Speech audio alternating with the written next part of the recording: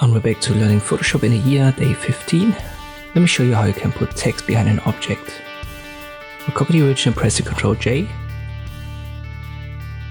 And now use the type tool. T for that is the short key. You can right click here and select other ones. We're just going to use the basic one, which is the horizontal text tool. Left click on your canvas, you get this placeholder, and then type in whatever you want. I'll just make this flower. You select the text layer, your properties menu will change. And you can, for example, pick a different font. I'll go with the inbuilt Akumin variable concept. And here is a drop down for styles. I want to make this a bit bigger, so I use black, which is usually the thickest. You can change the color for it right here with the swatch. You already know that from earlier tutorials. And here is an adjustment for the size. I'll make this a bit bigger. Let me try 300. I'll even go higher to 500. Now to achieve our effect, we'll just use the same principle that we've used in the last tutorials. So we add a layer mask, and this time to the text layer. So you can not only add that to images and color layers or shapes, you can also add that to text. Make sure that you are on the layer mask and not the layer itself. Make black your foreground color. Use the brush tool, you can also press B for that. Adjust the size a little bit. You can do that up here.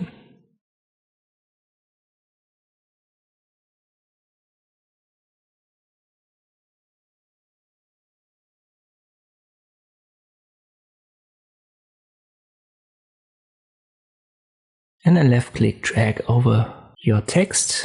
But this only in principle over the text. We are actually on the layer mask.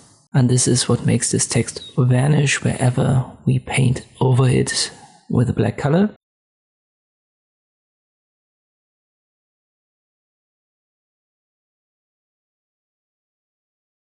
And when I've erased too much, I simply switch my colors to white. I can press X for that to switch between foreground and background color.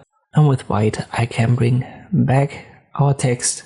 Just to explain a couple of shortkeys, I hold Alt and then I use the mouse wheel for zooming. And I press the space bar and I left click drag to move around in the image. These are the two most important ones. And then I have to adjust the size of the brush here and there.